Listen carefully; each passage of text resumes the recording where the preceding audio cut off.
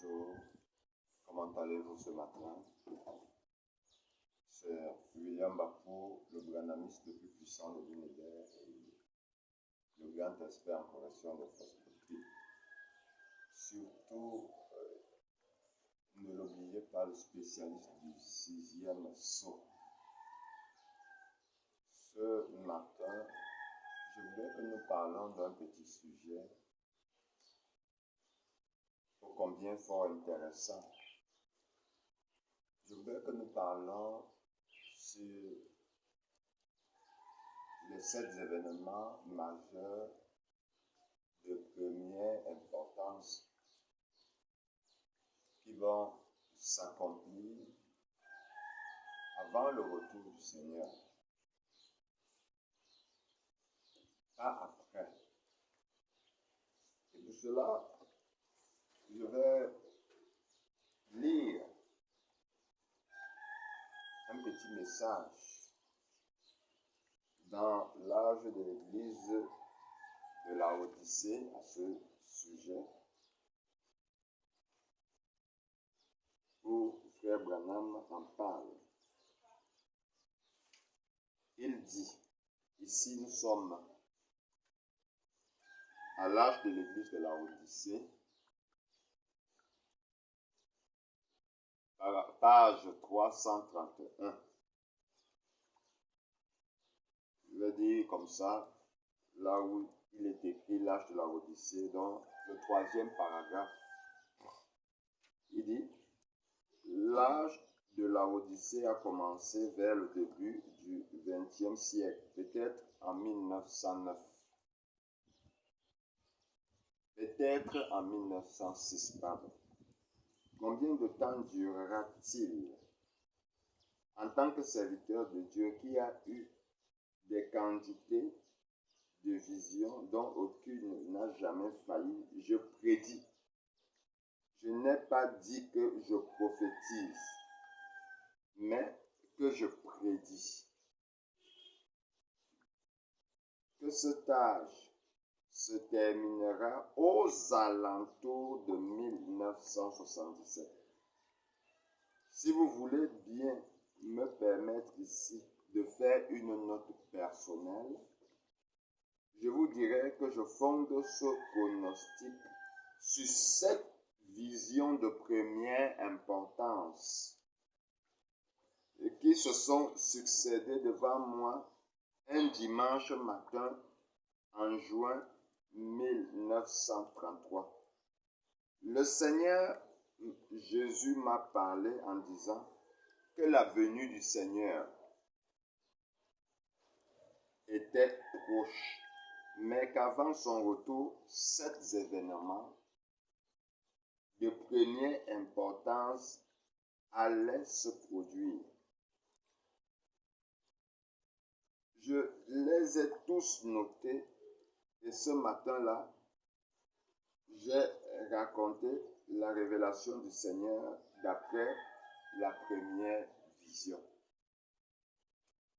Je tiens à préciser que ces 7 événements ou ces 7 visions de première importance vont s'accomplir avant le retour du Seigneur. Pas après, mais avant le retour du Seigneur. Pourquoi est-ce que je le dis? Parce que c'est le maître des temps qui dit noir sur blanc cela. Je suis son répétiteur.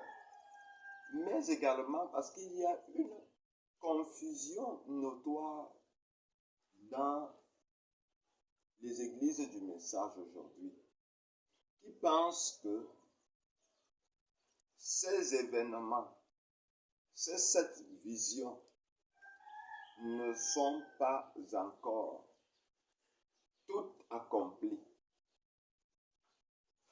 et que cela s'accomplit après la venue de Jésus.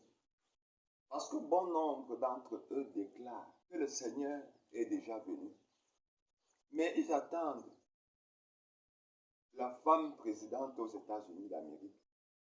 Ils attendent la destruction des États-Unis sur le plan littéral. Et pour eux, ces visions ne sont pas encore accomplies dans la totalité. Je tiens à dire que lorsque le 7e sceau s'accomplit, il marque la fin de temps ou la fin du temps et conjonction de coordination de toutes choses, y compris les prophéties. On ne peut plus parler après la venue du Seigneur d'une prophétie qui n'est pas encore accomplie. Cela montre à suffisance que votre soi-disant prophète est un faux prophète qui a fait des prophéties et dont toutes ces prophéties ne se sont pas accomplies. Alors parlons de la première prophétie qu'il a eue. Il dit ici là que le Seigneur m'a parlé en disant que la venue du Seigneur était proche. Mais avant son retour, 7 événements de première importance allaient se produire. Je les ai tous notés et ce matin-là, j'ai raconté la révélation du Seigneur. D'après la première vision, je vous parle là de la première vision, je suis toujours à la page 313 des exposés de 7 sceaux. Il dit, d'après la première vision, Mussolini allait envahir l'Éthiopie. Et ce pays allait tomber sous sa coupe. Cette vision a causé pas mal de remords. Et certains se sont mis fort en colère quand j'ai raconté. Et n'ont pas voulu y croire. Mais elle s'est réalisée telle qu'elle. Il est tout simplement entré dans le pays avec des armes modernes et il a pris le pouvoir. Et les autochtones n'étaient vraiment pas de taille, mais la vision disait aussi que Mussolini aurait une fin horrible quand son peuple se retournerait contre lui.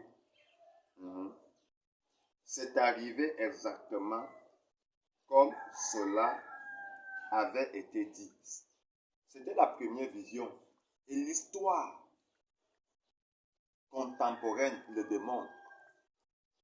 Mussolini, un dictateur italien, dans l'optique de conquérir le monde, avec des armes modernes, avait envahi l'Éthiopie. Les Éthiopiens n'étaient pas de taille. Ils avaient des armes. Mais ces armes n'étaient pas modernes.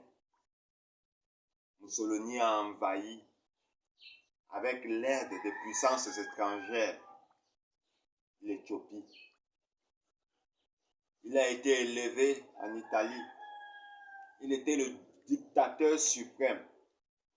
Mais son peuple, son propre peuple, a lapidé. On a d'abord tué Mussolini. Après, on l'a découpé. Son corps et celui de son épouse ont été traînés sur les rues d'Italie. C'était la fin horrible de ce dictateur. Or, quand frère Branham a fait cette prophétie, avant que cela ne s'accomplisse, en 1933, c'était des déclarations fortes contre un dictateur cruel. Et vous savez, la politique, quand vous commencez à parler d'un homme au pouvoir, alors tout le monde est contre vous et tout le monde veut vous assassiner. Et cette vision s'est bel et bien accomplie. Le peuple qui a élevé Mussolini s'est élevé contre lui.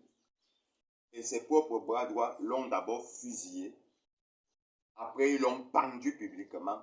Et son corps et celui de son épouse ont été traînés dans les rues de Milan et partout en Italie.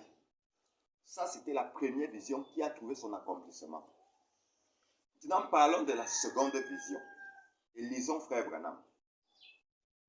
La vision suivante annonçait qu'un Autrichien du nom d'Adolf Hitler s'élèverait et deviendrait le dictateur de l'Allemagne et qu'il entraînerait le monde dans la guerre. Elle montrait la ligne Siegfried et tout le mal que nos troupes auraient à la franchir. Ensuite, elle montrait que Hitler aurait une fin mystérieuse. Donc, il a vu le mur de Berlin qui a été brisé dans les années 80 en montant. C'était une ligne qui séparait l'Allemagne, si c'était l'Allemagne du Nord à l'Allemagne de l'Ouest, qui séparait l'Allemagne en deux. Il a vu comment Hitler a entraîné le monde entier dans la guerre. Vous savez que les États-Unis sont entrés dans la guerre, la France et tout. Il fallait même qu'en Afrique, on dépêche des soldats pour combattre aux côtés de la France et tout. Il a même envahi la France. Il a combattu et tout et tout. Il a même envahi l'Italie. Parce que quand les soldats américains sont entrés dans le Vatican, on leur a donné l'ordre de ne point tirer dans cette ville parce que c'était une ville sainte. Et c'est comme ça que les Allemands les ont massacrés. C'était la guerre.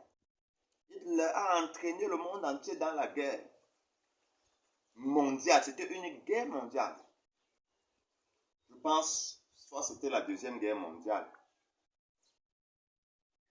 Alors, Frère Branham dit ici que le dictateur autrichien Adolf Hitler, dont nous avons les photos, nous avons les images, encore au frais, et les conventions et tout ce qu'il signait, et tous les pays dont il s'attaquait, ce puissant dictateur a connu une fin mystérieuse.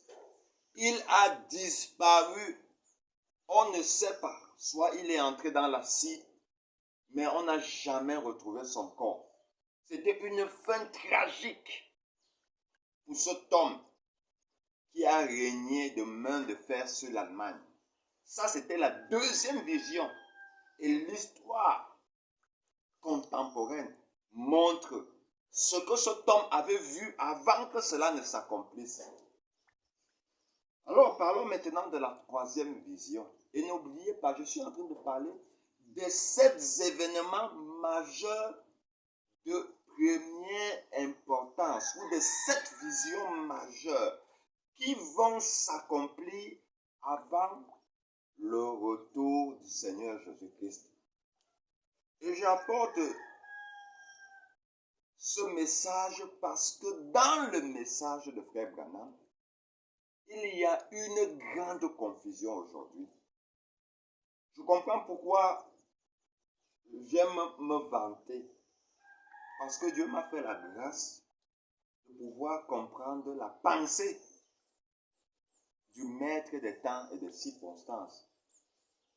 Et de pouvoir m'aligner à ce qu'il a dit, sans toutefois ajouter mon interprétation personnelle. Et montrer bel et bien que 1977, parce que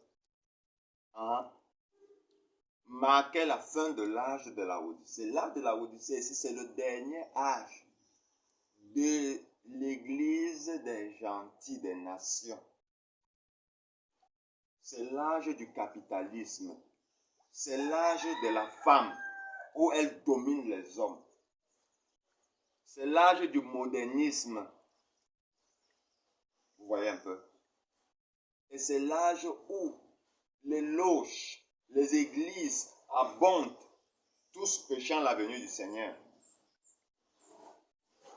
Alors la troisième vision ici, permettez que je vous lise ce que Frère Branham a dit et non ce que je pense. Il dit, le domaine de la troisième vision était celui de la politique mondiale, car elle montrait qu'il y aurait 3 grands ismes, le fascisme, le nazisme et le communisme, mais que les deux premiers seraient absorbés par le troisième. La voix m'exhortait. Observez la Russie. Observez la Russie. Surveillez le roi du Nord. Le fascisme, le nazisme et le communisme. Mais le fascisme et le nazisme ont été absorbés dans le communisme. Et aujourd'hui, nous connaissons le roi du Nord, qui est la Russie. C'est un pays communiste. Vous connaissez cette doctrine, hein, qui préconise l'égalité, le partage des bonnes notions éthiques. Alors, cette vision s'est accomplie parce qu'il y a eu le nazisme avec Hitler, le fascisme avec Staline, et maintenant, il y a eu la Russie. À l'époque, c'était l'URSS. Et leur doctrine, c'était le communisme. Et ils ont absorbé le nazisme et le fascisme. C'est devenu le communisme. C'est cette doctrine qui prône jusqu'à ce jour. Et la Russie,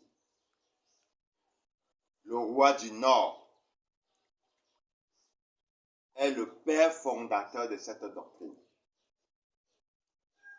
Et dans l'histoire, nous avons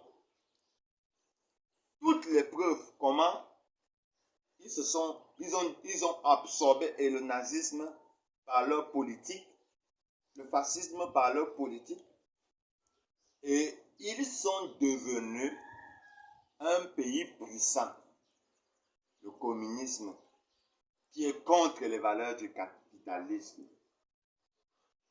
Ça, c'était la troisième vision que Frère Branham a eue en 1933, pendant qu'il consacrait sa voiture, sa Ford, qu'il avait achetée. Pendant qu'il la consacrait au Seigneur, il a eu cette vision. Et je vais vous dire, un prophète, c'est quelqu'un qui a le subconscient et la conscience éveillée. Il n'a pas besoin de dormir comme nous les êtres humains pour avoir des songes. Il peut être éveillé, il voit une vision comme s'il dormait. Et il peut dormir, il voit une vision. Donc, c'est un homme surnaturel. Je vais vous dire quelque chose, mes bien-aimés. Depuis que j'ai commencé à faire des petits enseignements pour donner, dans l'optique de donner aux futures générations, j'ai des sérieux combats. J'ai des sérieux combats. Le diable ne veut pas que je fasse des vidéos et que je mette sur ma page, parce qu'il sait que les gens vont s'approprier de la vérité et ils prendront position, parce que votre âme vaut 10 000 mondes. Vous devez batailler, vous devez être violent pour sauver votre âme. Et la vie éternelle, c'est une question d'individualité. Dieu ne va pas te sauver avec ton frère, avec ta maman, avec ton pasteur, avec ta femme. Dieu va te sauver individuellement. Voilà pourquoi vous devez vous accaparer de la vérité. Prendre position. Parce que laissez-moi vous dire, après cette vie sur cette terre, il y a une vie qui est 1000 fois supérieure à celle sur la terre. À celle-ci. Nous n'aurons plus besoin de batailler, de sortir pour gagner notre vie, de se faire arnaquer, etc. Nous serons dans la paix éternelle, dans la joie éternelle. Nous allons manger, nous allons nous réjouir. Et nous devons soupirer après cette vie, car elle est plus précieuse que celle dans laquelle nous nous trouvons. Maintenant, je suis en train de parler de la quatrième vision, parce que j'ai déjà parlé de la troisième vision avec le fascisme, le communisme, le nazisme et le communisme. Et j'ai montré l'essor de la politique qui a absorbé le nazisme et le fascisme, et c'est devenu le communisme qui combat aujourd'hui fermement les pays capitalistes. Ça, c'est la montée de la politique, la puissance de la montée de la politique mondiale. Ce sont ces deux forces qui se combattent, le capitalisme et le communisme. La quatrième vision ici, permettez-moi de lire, je suis à la page 314. L'exposé de cet âge de l'Église. La quatrième vision montrait les grands progrès que ferait la science après la Deuxième Guerre mondiale. Elle était couronnée par la vision d'une automobile dont la partie supérieure avait l'air d'une bulle en plastique. Téléguidée, elle parcourait les routes magnifiques et n'avait pas de volant, de sorte qu'on voyait les gens assis à l'intérieur jouer à un jeu quelconque pour passer le temps. Ça, c'est la quatrième vision. Vous voyez qu'il a vu cela en 1933. Et cela s'est accompli. Je crois qu'aux États-Unis, oui, j'ai toutes les références, mais je vais apporter cela prochainement. Une voiture avait été inventée. Aujourd'hui, on n'a même pas ce type de voiture-là. Parce qu'à l'époque, dans les années 57 à 60, la voiture a la forme de la bulle, c'est-à-dire la coque était à la forme de l'œuf. Et c'était une vitre, c'est-à-dire une coque transparente en forme d'œuf. La voiture avait la forme de l'œuf, avec 4 roues. Et cette voiture était téléguidée. Elle n'avait pas de volant. Et il y avait les gens à l'intérieur. Cette voiture pouvait parcourir les rues des États-Unis. Ça, c'était le progrès de la science. Or, aujourd'hui, ils ont cette technique, mais ils n'ont même pas valorisé ça comme à l'époque où cette découverte a été faite. Parce qu'aujourd'hui, je n'ai pas encore vu sur pied une voiture sans volant que nos scientifiques ont fait, qui parcourt le pays. Elle est peut-être téléguidée à une base. Elle peut parcourir toute la ville du Cameroun, par exemple, sans accident, elle s'arrête et ainsi de suite. Vous voyez le progrès de la science.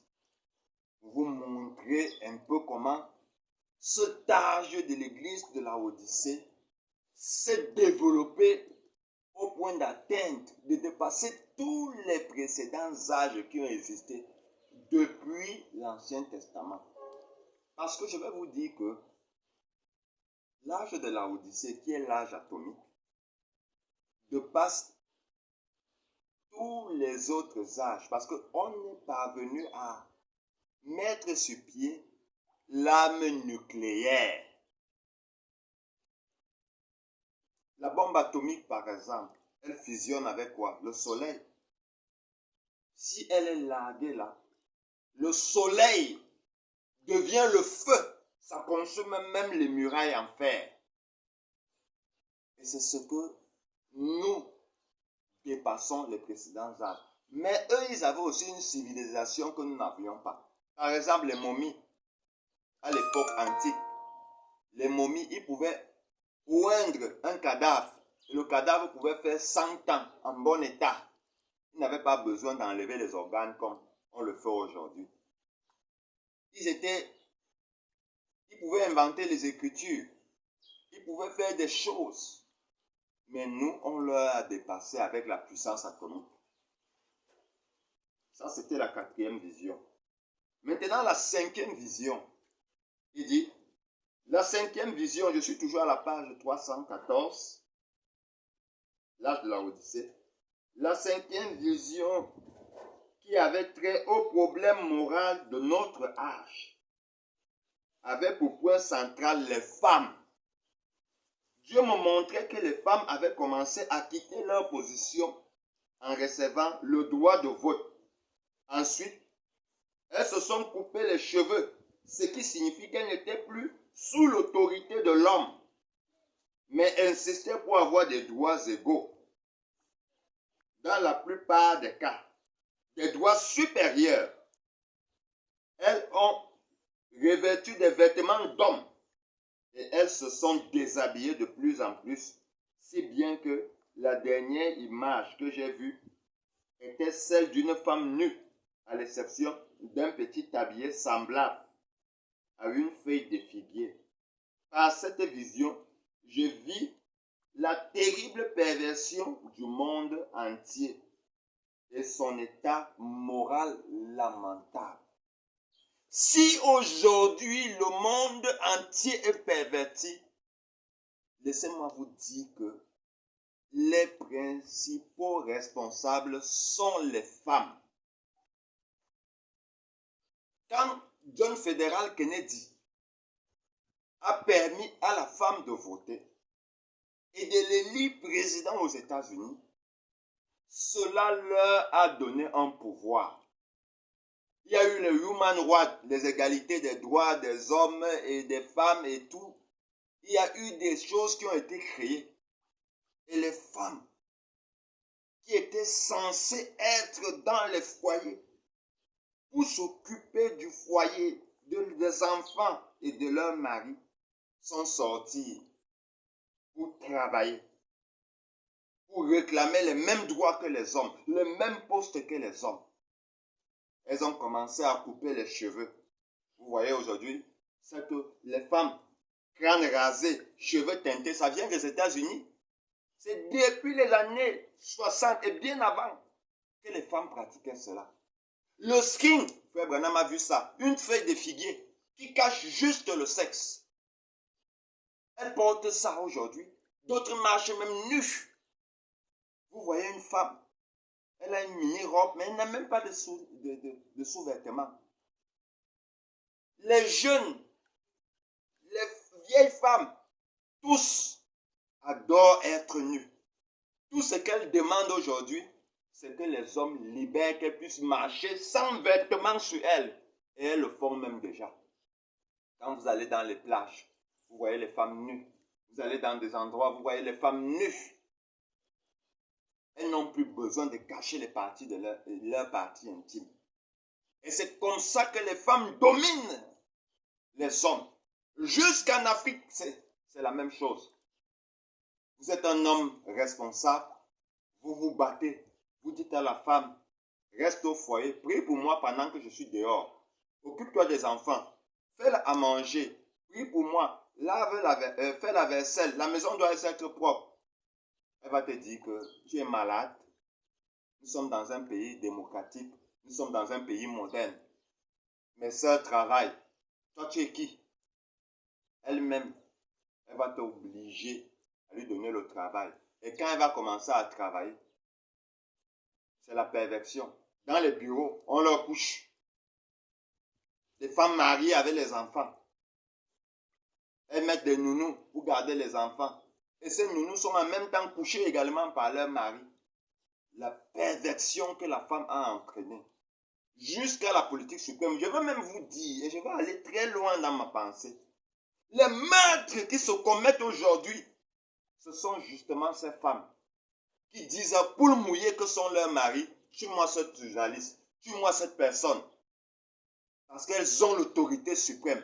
C'est la femme qui domine le monde aujourd'hui et c'est la femme qui est le chef de cet âge de la Odyssée, c'est-à-dire ce dernier âge de l'Église des nations. Ça, c'est la quatrième vision. Elles ont pris l'autorité des hommes. Elles parlent et quand elles disent A, l'homme se soumet. Quand elles disent B, l'homme marche. Sinon, privation du sexe, ou abandon du foyer, ou chantage, divorce, etc. Ou infidélité suprême.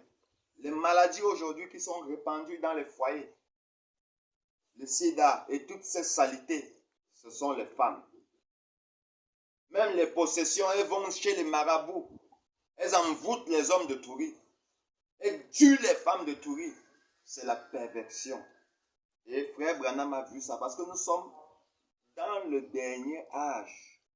Et cet âge se clôture par la fin du monde avec la venue du Seigneur.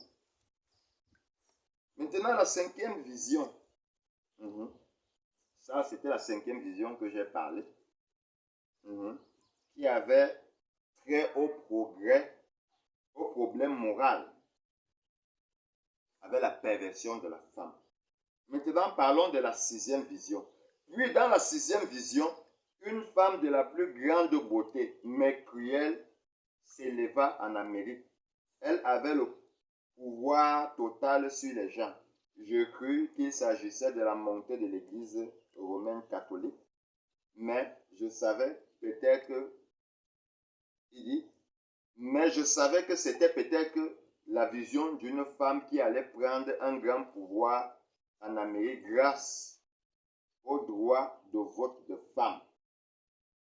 Ici, Frère Branham parle de la sixième prophétie. Et cette sixième prophétie aujourd'hui, les frères dans le message disent qu'elle n'est pas accomplie. Parce que Frère Branham a montré dans un premier temps que c'était l'Église catholique. Déjà, je vais vous dire que la Constitution américaine avait été établie pour qu'aucun président catholique ne monte au pouvoir aux États-Unis.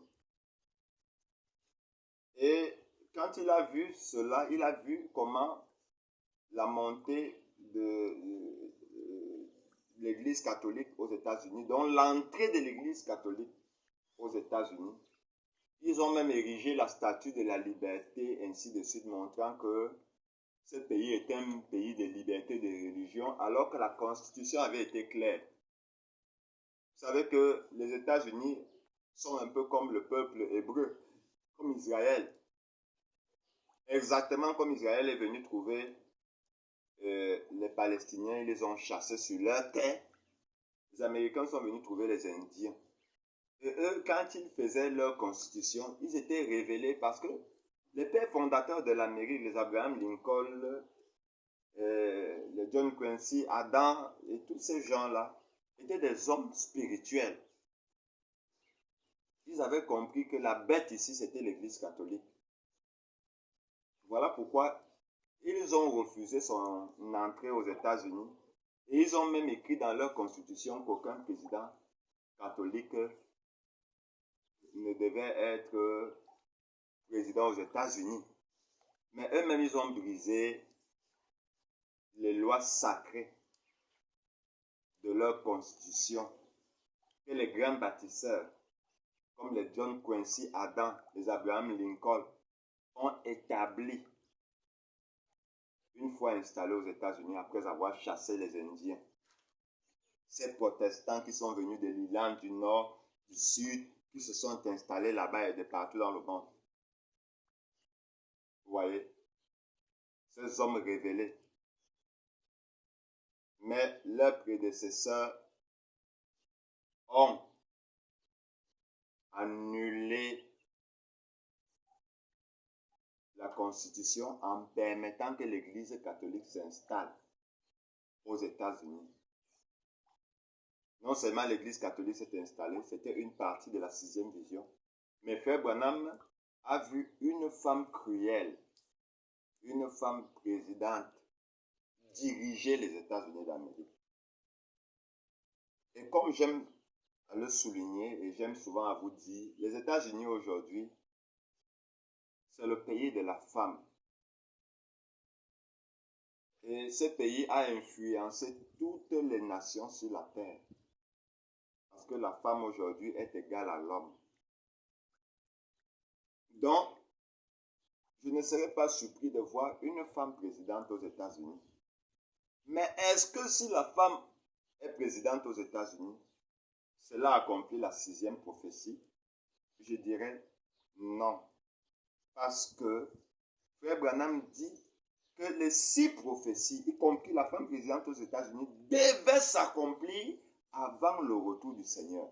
Et je crois fermement que Jésus-Christ est déjà venu depuis 1963. Donc ceux qui attendent un Jésus-Christ selon leur théorie ou leur conception ou leur philosophie, ils attendront longtemps. Ils seront simplement surpris par la mort. Mais voir quelqu'un revenir avec la robe blanche, les cheveux jusqu'au cou, ils seront confus et confus.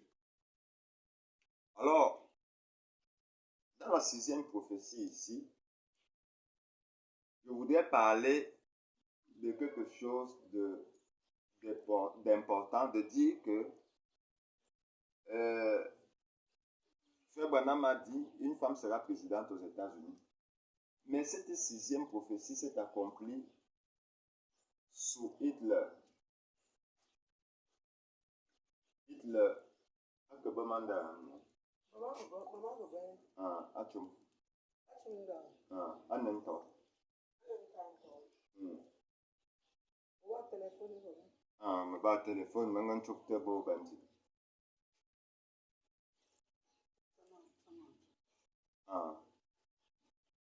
donc permettez-moi un peu, je parlais en patois, je reviens également parce que c'est ça l'exclusivité. Je disais que la politique américaine, vu la montée en puissance de la femme, le droit de vote a permis comme ça à la femme d'avoir un grand pouvoir. Et quand Frère Branham disait qu'une femme va diriger les États-Unis d'Amérique, il voulait tout simplement parler de la montée en puissance de la femme. Vous savez, les gens ont toujours pensé que diriger une nation, c'est être à la tête d'un sommet. Ce qui est bel et bien faux. John Fitzgerald Kennedy a épousé Jacqueline Kennedy, ou Jackie Kennedy. Cette femme avait porté le bleu légendaire. Et cette femme était tellement influente aux États-Unis d'Amérique que le président John Fitzgerald Kennedy disait, c'est elle qui domine la nation. C'est elle qui dirige la nation. Moi, je ne fais que mettre en pratique ce que ma femme me dit. Voilà ce que lui, il avait eu à révéler. Et remarquez que c'est elle qui avait conseillé à son mari de faire entrer dans la politique ses frères. Ils sont entrés tour à tour. Et tellement ils prônaient l'égalité de la femme avait déjà une très grande influence aux États-Unis. Au point où la CIA s'est entendue, ils ont dit non, ici, nous constatons que cet homme ne veut plus marcher selon nos institutions. Alors, on l'a éliminé. Frère Branham dit que le cas John Fitzgerald Kennedy est celui du prophète Akab dans la Bible, qui avait une femme qui s'appelait Jézabel. C'est lui qui avait entraîné cette femme, si vous me comprenez très bien, à diriger le pays, à massacrer les serviteurs de Dieu. C'est cette Jézabel-là, qui était la fille de Nemrod, le père de toutes ces dénominations, de toutes ces loges qui sont nées sur la terre, le père de l'idolâtrie. Sa fille avait épousé un juif qui s'appelait Akab et il était roi. Le frère Branham dit que elle le menait par le bout du nez. C'est elle qui dirigeait la nation juive à l'époque. Vous voyez un peu. Et c'est la même chose avec Jacqueline Kennedy. Remarquez que frère Branham dit, la 6e prophétie dans le message de la fête des trompettes est en train de s'accomplir. Mais quand on dit qu'une action est en train de se passer, ça veut dire qu'elle est présente. Elle n'est pas future. Elle est en train de connaître son déroulement. Or, Jacqueline Kennedy avec son influence et tout. Elle a dominé et régné pendant 4 ans sur les États-Unis d'Amérique, accomplissant ainsi la 6e prophétie. Ce que les gens attendent aujourd'hui, parce qu'il a été précis, il a dit que 7 prophéties vont s'accomplir avant le retour du Seigneur. Si aujourd'hui, le Seigneur n'est pas encore venu et que les 7 prophéties ne sont pas accomplies, alors frère Branham est un faux prophète. Mais à la lumière de la Bible, à la lumière des Écritures, nous constatons que c'est déjà accompli. Alors, la 7e prophétie peut chuter dans mon exposé. Il dit ici, dans la 7e et dernière vision, j'ai entendu une effroyable explosion. En me retournant pour regarder, je ne vis que des bombes éclatées et fumées sur tout le territoire américain. Or, voilà là où les gens sont confus. En principe, la destruction des États-Unis, c'est ça dont frère Branham veut parler. Mais qui va détruire les États-Unis? Est-ce la Russie? Parce que jusqu'à aujourd'hui, la Russie est une grande puissance nucléaire, comme les États-Unis. Mais la Russie admet qu'elle n'est pas encore en mesure de détruire les États-Unis d'Amérique. Parce que les États-Unis d'Amérique ont également des systèmes qui peuvent déjouer les attaques russes. Frère Branham vient encore à dire que si une nation lançait une bombe atomique sur les États-Unis, alors cela va entraîner un ralliement des puissances qui vont riposter, donc des puissances qui soutiennent les États-Unis, qui vont riposter en envoyant également des bombes atomiques sur cette nation. Et laissez-moi vous dire que les États-Unis aussi, même s'ils sont bombardés, ils vont aussi répliquer. Et cela va entraîner un déluge de bombes atomiques sur la Terre. Or, qui détruit les États-Unis d'Amérique sur le 7e sceau. Le Seigneur parle de la venue du Seigneur au moment de la destruction de la Terre.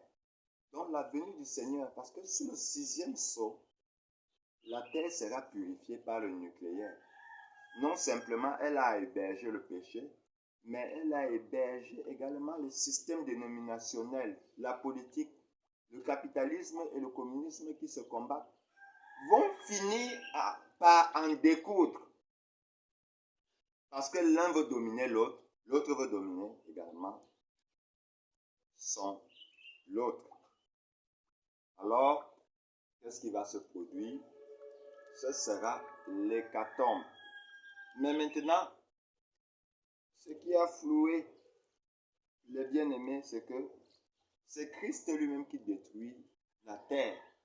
Et pour détruire la terre, il va d'abord détruire cette puissance qui a pollué le monde entier, qui est les États-Unis d'Amérique. Aujourd'hui, c'est un pays malheureux, tout comme la Russie. Les États-Unis d'Amérique ne peuvent pas livrer une guerre contre un pays et remporter. Ils auront besoin du soutien des alliés pour remporter une guerre. Parce que c'est des pays que Dieu a déjà maudits, condamnés. C'est des pays malheureux. Ils sont puissants parce qu'ils ont l'armement des armes modernes. Mais regardez par exemple le cas de l'Ukraine. La Russie, ça coûtait quoi à la Russie d'exterminer l'Ukraine? Mais on a compris que la force de la Russie, c'est juste les bombes atomiques. Mais maintenant, avec leurs bombes modernes et conventionnelles, l'Ukraine a eu à reprendre les terres conquises par la Russie et annexées comme territoire russe. Vous voyez que nous avons reçu, à la fin des temps, un homme qui pouvait dire des choses 50 ans et ces choses s'accomplissaient exactement. Il a dit la Russie ne gagnera point une guerre. Les États-Unis d'Amérique, frère Branham a maudit les États-Unis d'Amérique. Il a dit que c'est l'esclavage, ce pays. Voilà pourquoi, moi je vous dis, c'est bien beau d'aller là-bas, mais c'est un pays d'esclavage. Quand vous allez aux États-Unis d'Amérique, sachez que vous serez esclave toute votre vie. bien que vous aurez l'argent, vous serez un esclave. Le capitalisme va vous utiliser et vous tuer au profit du diable. Alors la 7e vision ici, c'était la destruction du monde entier, passant par les États-Unis. Vous voyez un peu. Et Frère Branham dit, Malachie 4 détruit le monde. Ça, c'est dans le message. Essayez de rendre un service à Dieu en dehors de sa volonté, paragraphe 172. Il dit, selon Malachie 4, il détruit la terre. Maintenant, qui est la Russie qui va détruire la terre? La Russie ici, dont il parle, ce n'est pas Vladimir Poutine, mais c'est Malachie 4 qui détruit la terre, qui détruit le capitalisme, qui détruit le monde entier, qui est à 90% capitaliste. Vous voyez, cette 7e vision s'est accomplie. Et nous aurons le temps de revenir parce que je vais vous parler comment la terre a été purifiée, a été nettoyée par les produits chimiques et le feu spirituel sur le 6e sceau. Je vais vous décortiquer cela.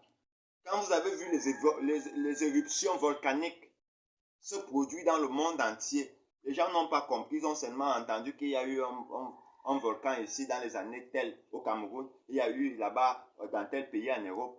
Ils ne comprenaient pas que c'était des mystères surnaturels. C'est-à-dire la terre était en train d'être purifiée. Voilà pourquoi les monts font vomir du feu un peu partout dans le monde entier.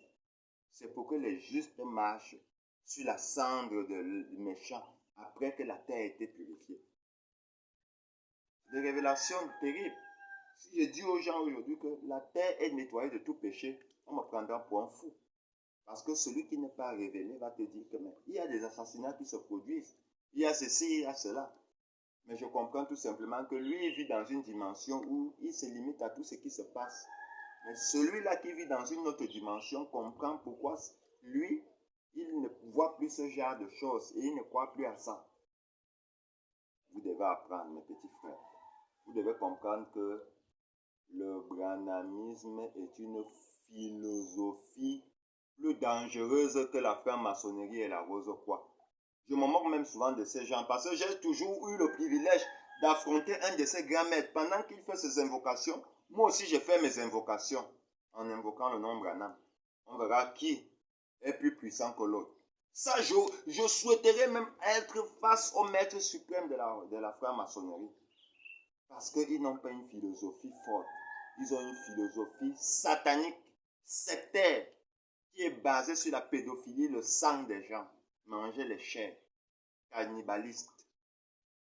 Mais maintenant, comme Dieu a toujours dominé Satan depuis la création des temps, Dieu va toujours le dominer. Satan ne dominera jamais Dieu. Et pour cela, il faut la vraie parole. Et c'est cette vraie parole qui domine Satan, sur le plan spirituel et sur le plan physique.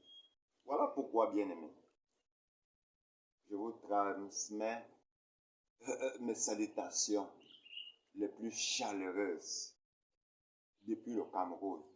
Je vous appelle à vous abonner sur ma page Mbapo-William-7, ma page YouTube. Le nom de ma page est le correcteur des fausses doctrines. Abonnez-vous et écoutez ceci. Et si vous voulez me joindre sur WhatsApp, écrivez-moi au plus 237 670 20 32 56.